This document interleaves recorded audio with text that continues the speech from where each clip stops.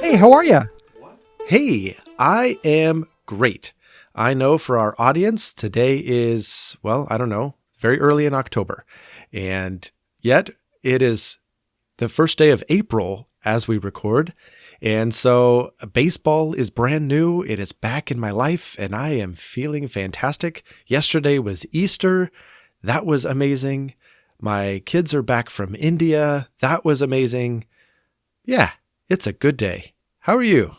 I am doing very well. It is, as you said, the day after Easter, and I really enjoyed my first Easter as a parishioner at a church. I got to attend a Good Friday service and attend an Easter service without having to make them happen. Hmm. And I really enjoyed being able to sit and worship and reflect on those days. And it's been really good. And so, yeah, I think I'm good. That is fantastic. That is fantastic. Well, so a note to our audience then about why this is being recorded in April and released in October. This is the first of 5 anticipated conversations about the book of Revelation. And rather than study the book all year long and then try to record 5 episodes, we decided we would read a book and then sit down and talk about it and record an episode that has as its theme the same theme from that book. And then we would read another book and sit down and do the same thing and then release them all together as a whole. And so this is the first of those conversations. And as our book, we have read Reading Revelation Responsibly by Michael Gorman. And I love the subtitle of this book. He subtitles this Uncivil Worship and Witness, Following the Lamb into the New Creation. Boy, there's a lot to unpack there. Kidding, huh? You could do an entire episode just on that one phrase without ever even getting into the book. There's so much. And I appreciate this, by the way. He did a great job of hacking his entire book into that title. Yes, yeah, completely agree. More than any book I've ever read. That subtitle is, okay, here is your thesis in a subtitle. Yeah. So he does a masterful job with this book, and he does exactly what his title says he's going to do. So can you share with everybody, why did we choose this book to be our first look? And by the way, neither of us are like Revelation nerds. In fact, I think I'm describing us accurately. I think we have hitherto been Revelation avoiders. And so this is genuinely, for me, my first in-depth look at the book of Revelation. Yeah, me too. I remember reading the book of Revelation through once very intentionally in high school, college age, kind of early 20s. And then, of course, since then, I've read it when it was part of a Bible reading plan or whatever. But I definitely have come out of a strand of evangelicalism that emphasized Revelation in ways that I didn't find helpful. And so I have been, like you, I think, somewhat avoidant. But I'm curious, I think you put this book on our reading list. I don't know that I had heard of it before. I can tell you why I wanted it first, but I'm curious if you have a backstory on why you picked this book for the list at all. Yeah. So all throughout seminary, this book came up every single time Revelation was mentioned. And I was like, okay, I have to read this. Plus, I am familiar with Michael Gorman's work in his book Cruciformity, which was phenomenal. And so I just knew him to be a good and careful scholar. And the fact that this book in particular had been referenced so many times with Revelation, I was like, okay, this is one of the first books I need to read post-seminary. So I was really intrigued on that score. But then secondly, exactly like what we just talked about, we're both revelation avoiders. And I think I've been an avoider simply because of all of the bad theology and wild speculation and cuckoo-ness that has happened around Revelation. And so when I'm presented with a title like Reading Revelation Responsibly, I'm like, yes, please. That's exactly what I want. And I would love to start there because I feel like at the very least, I know whether or not I agree with a word he has to say. We're not dealing with the cuckoo interpretation of Revelation. And we're really going to be diving into a responsible reading of Revelation. And I needed to start there in order to break down my own barriers around this book. Yeah, exactly. I need a framework. So we were originally going to start with Revelation through Old Testament eyes, which I'm super excited to do. However, it gets into the weeds of the book fairly quickly. And before getting into the weeds of the book, I just felt like I needed to be offered an alternative framework that I was even marginally okay with before getting into the details. Because Yeah. I knew I didn't like the framework I had, but I didn't have an alternative framework. Yes. No, you're exactly right. And I feel like, as you said already, he outlines that framework in the subtitle of this book, Uncivil Worship and Witness, Following the Lamb into the New Creation. And so I feel like this book offers two really, really good kind of overview starting points. One, what's the genre? What are we reading here? And so I'd love to dive in there, but then also this idea of following the Lamb. And he makes a big, big deal over this concept of following the Lamb. So I'm hoping we get a chance to talk about that again as well today. Yeah, absolutely. I think these are the two pieces that he offers to the discussion. In terms of what are we reading, the genre, the two chapters on this that he writes, chapters 2 and 3 of his book, which are titled, What Are We Reading? The Form of Revelation? And then What Are We Reading? The Substance of Revelation? Really break this up in what I found to be a really helpful way, sort of giving us 5 clues or 5 fixed points that we can hang our hats on as far as the form and substance of what we're reading. And I think his sort of breakdown of this is just masterful. Yeah, I really appreciated that as well. And I think the reason I did was he wasn't trying to paint with too broad of a brush. He wasn't just saying, this entire book is blank, because he really tips his cap and acknowledges this is a book with multiple genres in it. This is a letter. This is prophecy. This is apocalypse or apocalyptic literature. It is kind of all of these things. It's all of these things mixed into one, and even more than that. And so I appreciate the fact that he wasn't just getting, say, well, this is apocalyptic literature, and this is what you need to know about apocalyptic literature. And all right, let's dive in. He was more nuanced.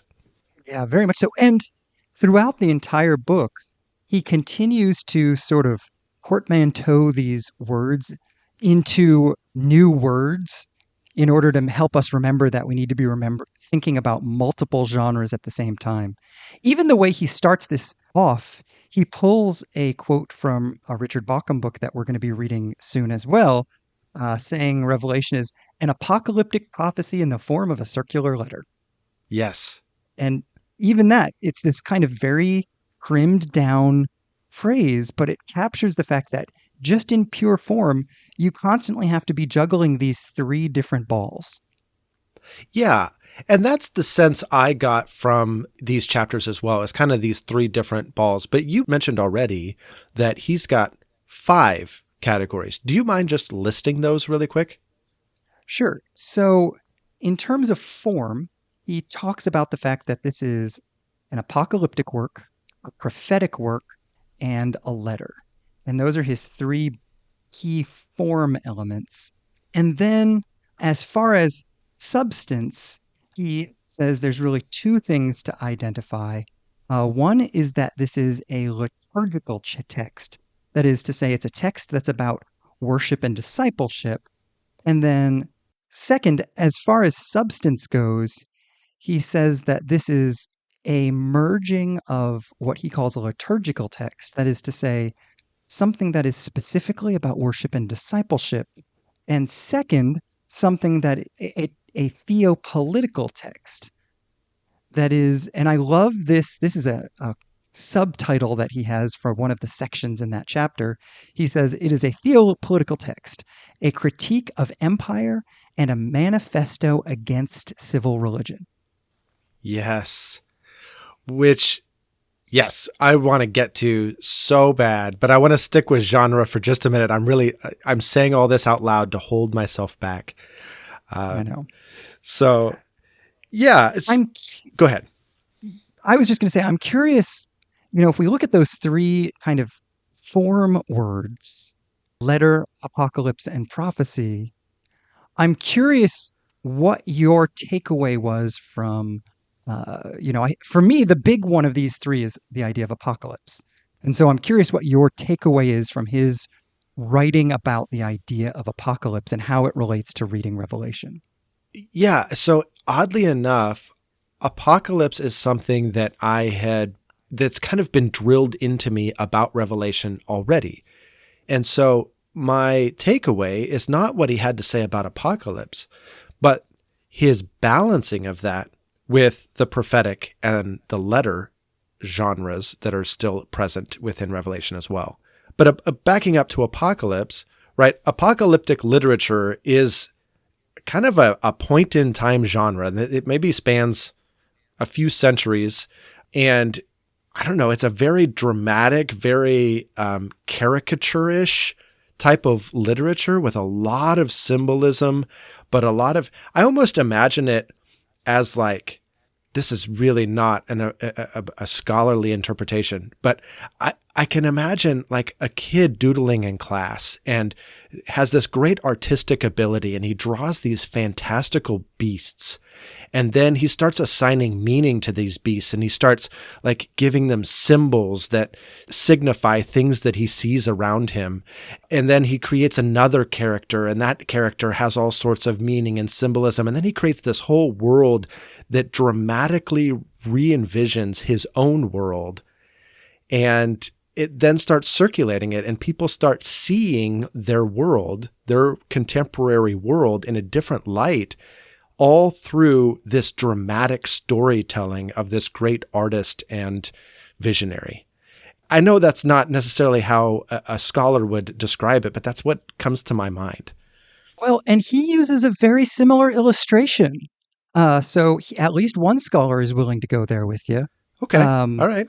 I was so grateful for his use of the idea of a political cartoon as a way of understanding apocalypse and prophecy.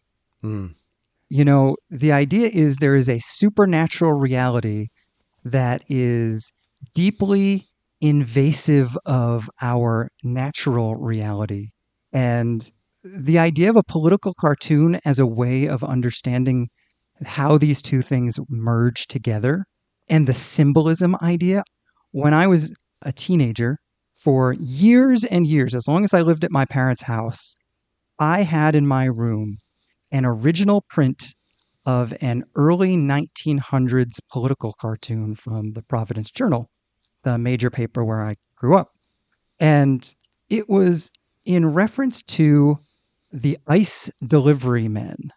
Back in the 1900s, they didn't have electricity, and so they would deliver ice to individual homes to put in your ice box so that you could keep your food cold. And this particular cartoon was criticizing the idea that the icemen were charging too much for the ice. But it caricatured them as these semi-human, semi-beast like kind of, I think they were like giant gorillas or something like that, and they were sort of turned into Godzilla, and they were laughing at all the people that they as they were tearing off their clothes and walking away with everything they had, leaving them embarrassingly naked. And the idea of the cartoon wasn't that the Icemen were actually turning into gorillas, nor was it that they were going around actually ripping the clothes off of their customers. It was simply that they were robbing them blind, and therefore they were horrible people. Yeah, no, you're exactly right. Political cartoon, as you just described it, is a perfect way to understand what apocalyptic literature is. It's a highly charactered depiction of what is actually happening. And you have to see through the symbolism. Not see through the symbolism. I think we have to do that today. But I think the original audience would have seen their world in a new light through the symbolism.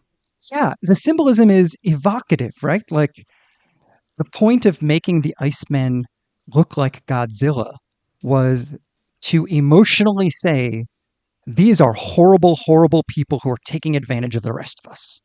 And Yeah. it was deeply evocative. And even just printing out that line in a newspaper would not have been as evocative as this wonderful drawing. And so Yes. many of the images in the book of Revelation, if we allow our imaginations to engage with them, which is one of my big takeaways from him, he Yeah, mine too. is let your imagination engage the imagery. Let your feelings engage the imagery. Let them carry you away. Don't be too analytical about it. Just get lost in the images, and you're more likely to be where the author was trying to get you. Yes. I want to say this.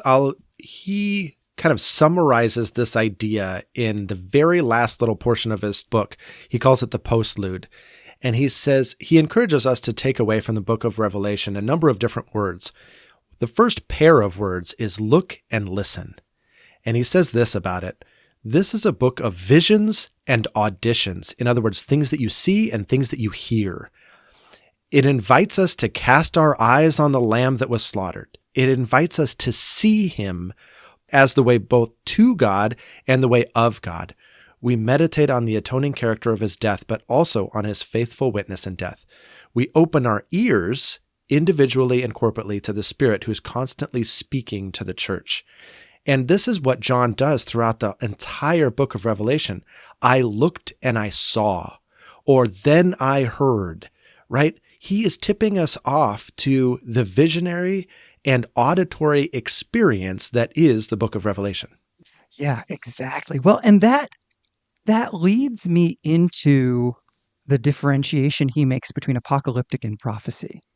Apocalyptic is inviting us to use our imaginations to sort of see behind the curtain to what's really going on, to see the world anew, to see the world afresh. And then Yeah. his thinking about what prophecy is, and I love that. Again, I'm going to quote here from chapter 2.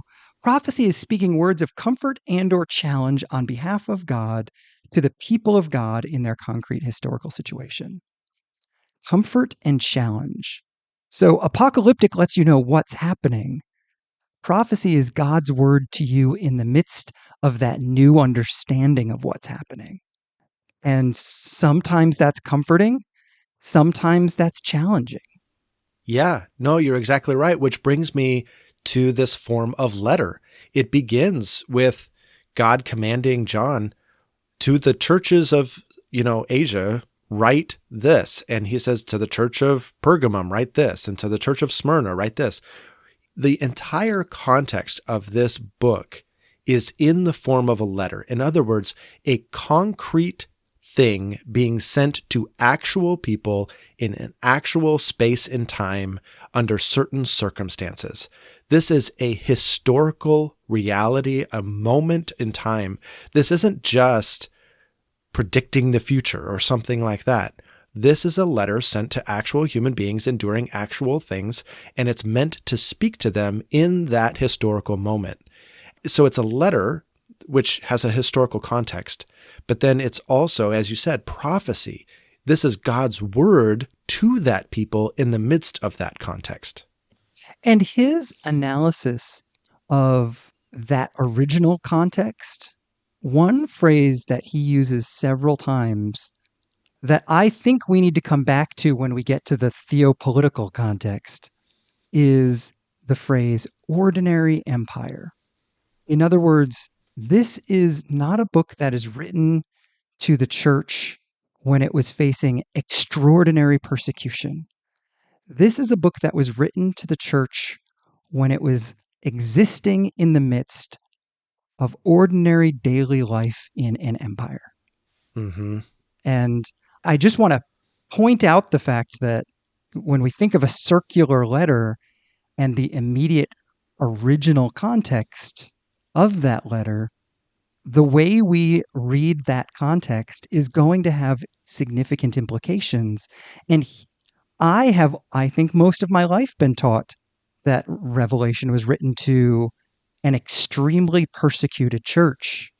And the more I have studied church history and understood the later half of the first century, and that tying up in what Gorman says in this book, that is not what was actually happening. Right. Yeah, I loved his perspective there. There were definitely some isolated persecutions around the latter part of the first century, but they were certainly not widespread and persistent. That did come, just not yet. And so, yeah, I love this idea of ordinary empire, where, of course, there is some tension between your faith and the empire in which you live. But really what he's calling out, and I can't wait to get to this, is the insidiousness of how the ethos of the empire makes its way into the church. Yeah. Which is, by the way, far more consistent with chapters 2 and 3 of Revelation, which speak frequently in those individual letters to the churches of the subtle ways in which faith can be corrupted. Those letters make more sense to me as an introduction to this book as a whole if the whole book is addressing Christians in the context of ordinary empire. Yes.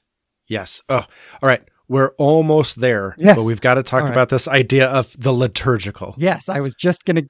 So what did you think of that? Because this is almost brand new for me as a point of understanding how and why Revelation is written. Yes, I agree.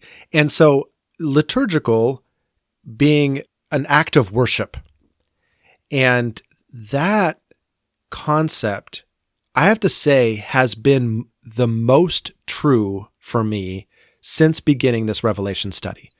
Not only are we reading these 5 books, but we are also reading and rereading the book of Revelation itself. And I have to say that the heavenly vision of God on the throne and the crucified Lamb and the 24 elders and the angels surrounding the throne and all of this scene of the throne room has swirled in my head almost on a constant basis since we began this. And it has invoked worship. It was amazing to go through Holy Week this way. It was amazing to continue to think, even on Easter, of the resurrection of Jesus, but yet he is still depicted as the crucified Lamb in Revelation. So this idea of worship as a main component of the book of Revelation feels true to me, right? Regardless of the theology of it, or he doesn't have to convince me of that. My own engagement with the book tells me that's true. But he helps illuminate that a little bit for me because he does talk about all the different moments in the book that are related to worship. And, holy, holy, holy is the Lord God Almighty. All of the different songs that we have sung, even the band Casting Crowns, right, gets its name from this book. And so on we could go in terms of tracing our own worship and our own visions that we've included in our lyrics. And it's all right here in Revelation. Yes. And 2 things here that I think are interesting. If we Turn to our political cartoon analogy in Revelation 4 and 5 with the Lamb on the throne. I find it very helpful to think in terms of a political cartoon, that John is describing a supernatural reality as a lamb on a throne. He's not saying he literally saw a lamb on a throne. He's saying that the most important aspect of Jesus' reality that shone through in this moment of revelation was his self sacrificing and liturgical self sacrificing, sort of calling back to the whole Old Testament. The fact that Jesus becomes this sacrifice for sin, and that he does it voluntarily, and that that's what elevates him to the throne, I think is wildly important as we then begin to ask questions about the trumpets and bowls and all of that. Right. Well, John himself makes it central, right? He has all of this dramatic lead up where here's this scroll with the 7 seals, and the question is asked, who is worthy to open these seals? And they look and they go, nobody was found. They looked and they looked and they looked and they couldn't find anybody. And John weeps, which is so evocative. He weeps because nobody could open the scroll. And then it's revealed that the Lamb, the one that was crucified, that is the one that is worthy. The one who died, that makes him worthy. And as he opens the scroll, all of the rest of the book unfolds from that scroll. And these moments that you see throughout the rest of the book are all because Jesus was worthy, the crucified Lamb was worthy to bring it into being. And as we look at some of the very complicated images of the rest of the book, he makes this wonderful point that the Lamb on the throne is the controlling image of the book. You can't interpret anything in a way that contradicts the fact that it is the slaughtered Lamb on the throne. Yeah. And in a book that is often taken to be very violent, I think that's really important.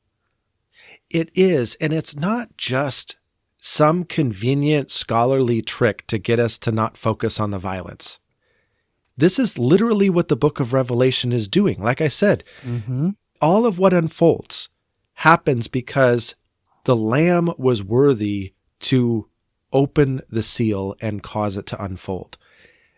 And so it has to be the guiding metaphor. It has to be the actor behind the scenes throughout the entire book, because only the Lamb was found to be worthy to do this. So then coming back to this idea of liturgical, understanding Revelation as a book that is for worship and for discipleship, I love the fact that his sense of what it means for the book to be those two things is for us as Christians to be faithful witnesses to those things in what we say and do in response to God and the world. Yeah, it's fascinating. He makes kind of a loose connection here. I don't think he really emphasizes it throughout the book, but he does let us know that the Greek word martyr means witness. And so it's kind of ambiguous as to whether or not witnessing to the Lamb will result in our own death. And for those that were killed for witnessing to the Lamb, you see that in Revelation. You see them be honored and glorified. But then you also have this constant refrain of we as God's people need to be testifying, witnessing, martyring to the Lamb. And even to the point of our own deaths, if it so calls for it. That's the theme. Which, and again, I appreciated what he said here, because I think being martyred misses the point.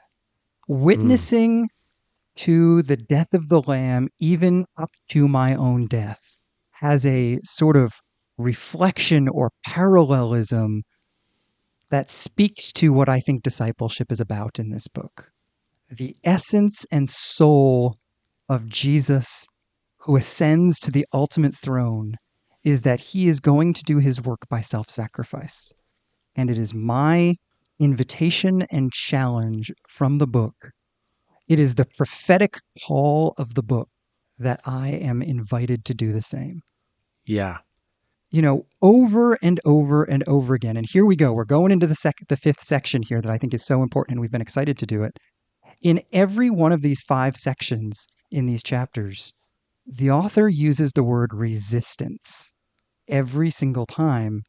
And the call that we have on our lives to be a resistance to empire.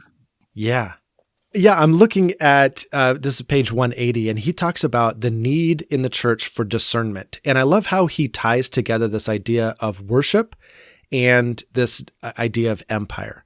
He says, worship offers us an alternative vision of God and of reality that unveils and challenges empire. So we need the Spirit's wisdom and guidance to perform this vision well. If it's crucial that the church not withdraw from life in the world, but only from that which is anti-Lamb, how can we know what to withdraw from and what to participate in without the Spirit's gift of discernment? How can it know what its alternative life should look like without the vision that the Spirit gives to those who hear what the Spirit is saying to the churches? And I love that vision of depending on the Holy Spirit to discern, okay, I am called to worship the Lamb. And that means to reject the worship of anything that is anti-Lamb. So what might that look like? What is that? And he boils that down to one word, empire. And he suggests, I think, that the water is even muddier today than it would have been in the first century. There's 2 things he says that I think are very important here. First of all, he suggests that the word empire and the phrase superpower have significant similarities, which is a great way of suggesting that if you read what the book of Revelation says about empire, the fact that it will have economic dependence all across the world, the fact that it will have significant influence far beyond its own borders. It is hard to read that honestly and not think, oh, yeah, no, the United States, as defined by the book of Revelation, is an empire. Yeah. Yeah, I was thinking about this because this is a challenging thing, right? To think that this, and I'm sorry for the word, I know this is not kosher in our society, but I'm usually using it straight out of Revelation. The whore Babylon and its reference to the evil Roman Empire, all of that horrible depicted language being directed and applicable in some way to the United States feels provocative. It feels startling. It feels anti-American, all of those things. And so I approach this with caution, but at the same time, if I'm trying to apply Revelation and its polemic against empire in my modern day and time, if I look around at the world, I live in the United States of America, the modern global superpower. If there is an equivalent to empire, I should probably look at the most powerful nation on earth and ask myself, does this in any way resemble the whore Babylon? And am I in danger, like the first century Christians were in danger, of allowing its values to seep into my worship and into my construct of reality? And this is the second thing that I picked up from him and continues to make this messier than it was in the first century. In the first century, the civic religion, which when we use the phrase, or when he uses the phrase civic religion, what he means is a religion that is used by the state to give legitimacy or unity to the political realities of the day. Is that a fair summary? Yeah. So the civic religion in the first century was fundamentally pagan, right? It was worshiping Jupiter and Athena and even the goddess Roma, that was the soul of the state. He suggests that the civic religion of the United States has co opted the language and symbols of Christianity for its own purposes. So the civic religion can use words like Jesus and cross and prayer, but use them for national purposes rather than religious purposes. And that profound blurring of the lines makes it very important to have this discernment that you were talking about. Yeah. And it causes me to question myself and my own engagement in the intersection of religious life and being an American. And I am still struggling with where I draw the line. But these things intersect in a lot of ways that may be neutral, but I need to really question it. Mm-hmm. Things like, growing up going to like the See You at the Pole, a national kind of day of prayer for youth. What could be wrong with that? Well, it also kind of had this American overtone. Pray for your country, pray for your leaders, which is not bad. The Bible commands us to do that. I'm not saying these are bad things per se, but I am saying these things intersect in insidious ways that we never stop to question.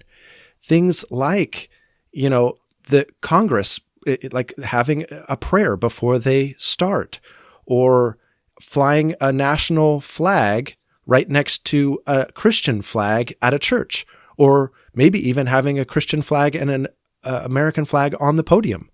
Or, this is, as we said, this is April 1st of 2024. And so one of the things that's really big in the news right now is what people are branding the Trump Bible.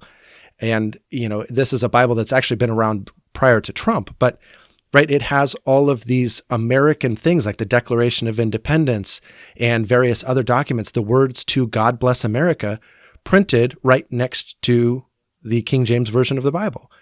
And we've blended these things in uncomfortable ways. Absolutely. And in ways that the book of Revelation seems to warn us. We can call it blending or we can call it engagement. But when religious truths are brought into the political sphere, the damage that is done is to the religious truths, not to the political sphere. Yeah. We lose our authenticity if we are not exceptionally careful. Yeah. And I think the way that, I can't remember what book this was in, so I apologize to whatever author I am just abusing their intellectual property here, but they spent a good deal of time painting basically a 4th of July church service in America, but using nothing but Roman imagery, and how absurd it would seem to us if that was our church service. So replace the American flag with symbols of Rome.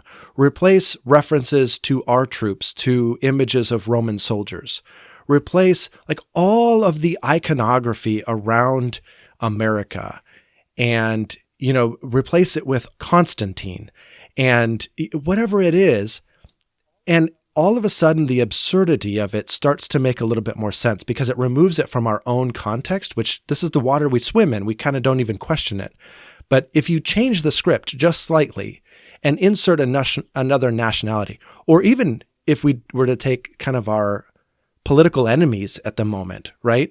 And so now substitute a celebration of maybe China's government or China's troops, or Iraq or Iran's troops and government and national propaganda and founding documents and whatever, all of a sudden it doesn't seem like it has quite the place in Christian worship that we might have thought. Oh man, that's a great point. Imagine printing Mao's little red book in the same binding as the Bible. Yeah. Or even, a similar example to this. Several times I've been on trips down to Central and South America, and I've seen a multitude of churches where the local mythology has been blended with Catholic thought into this sort of very difficult to parse muddying of both of them. And it makes Yeah. its way into the murals and the art in the churches. And of course, it's so easy to say, clearly that should not be there. This should be purely a space devoted to Jesus. And then we go back home and make sure that the flag is there. Right. Or we go back home and we show the 3-minute 4th of July or Veterans Day video about how important it is to be loyal to our country. In a worship service. Yeah. And this is, I think, Gorman's point all throughout, and what he believes the central point of Revelation to be. Do not mix empire with lamb worship. We have to follow the Lamb into the new creation, not this current empire or the next empire or the empire 3 doors down. We don't follow these imperial leaders. We follow the crucified Lamb, period, full stop. Don't incorporate anything else into this worship. Yeah, it's the idea of unadulterated worship. Yeah. Which, well, yeah. And that's where part of his subtitle comes in. Uncivil worship and witness. Following the Lamb into the new creation. As you said, his entire book is packed into that subtitle. Yeah.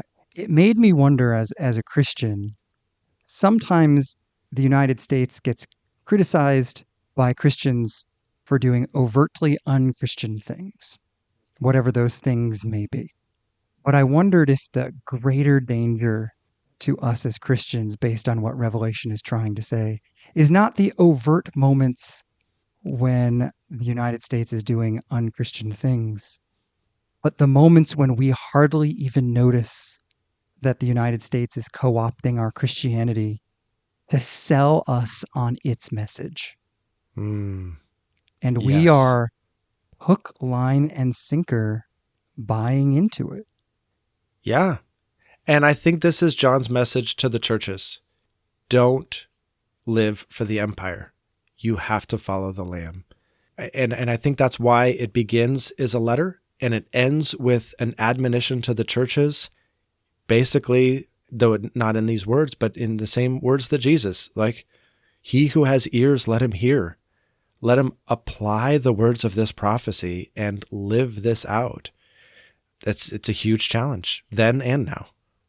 And, we could talk about this for hours, and I'm super excited about our ongoing set of conversations about the book of Revelation.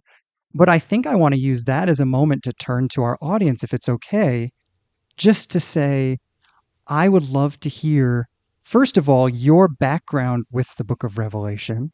Are you one of those people who loves it? Are you one of those people who's come to avoid it? What do you initially think about it? How does what we've been talking about today jive with how you traditionally read the book of Revelation? And as we often say, is there somebody you could share this episode with that it would spark a conversation about reading the Bible together, and particularly reading Revelation together as we go through this series? Because we would love to have you engage in a conversation with us and with those around you about the book of Revelation. Absolutely. I would love if that conversation were sparked. I would also just issue one other challenge.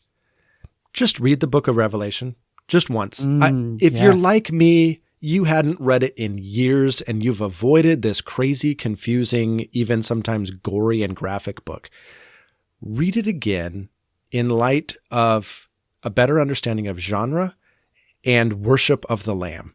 It is so rich and amazing in that light. It really, really is. Well, I can't wait until our next conversation. Our next book is Revelation through Old Testament eyes, and I am incredibly excited to see the richness of the ways in which the book of Revelation fulfills and kind of brings to a culmination all the imagery and ideas of the Old Testament.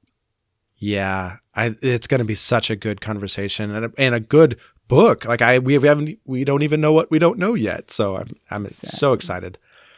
But well, as we always do, we want to end the episode on a little bit lighter of a note. We can take a deep breath a little bit. And this week we have a wonderful Which Josh question. Mm-hmm. And that is, which Josh spends hours every week at Hobby Lobby? And that is me, Josh from Missouri. There are 2 Hobby Lobbies in my town, and I actually have a preferred Hobby Lobby. That's how much time I spend at Hobby Lobby. Oh my gosh. Yes. Okay, you have to defend yourself because I feel like this is just a little ploy to just get into heaven. Like you do just like eat at Chick-fil-A and then go to Hobby Lobby and then be like, yeah, that's it. I've done my Christian duty things. for the week. I do that instead of reading the Bible and praying. Yep. Okay. All right. Yeah. So, no. So quite some time ago, my daughter and I were having a kind of difficult moment, and I just said, "Hey, if we're going to navigate this well in the future, I need to spend more time with you. What do you want to do? If we just set aside a couple of hours every week to do whatever you want, what do you want to do?" And she said, "I want to go with you and wander around in stores and look at stuff." Huh. And I said, "Okay, that is not something that would have occurred to me." I was like, and I was confused, like, what stores? I was like, "So you want to like go walk around in the mall?" She's like, "No, I hate the mall." I said, "Okay."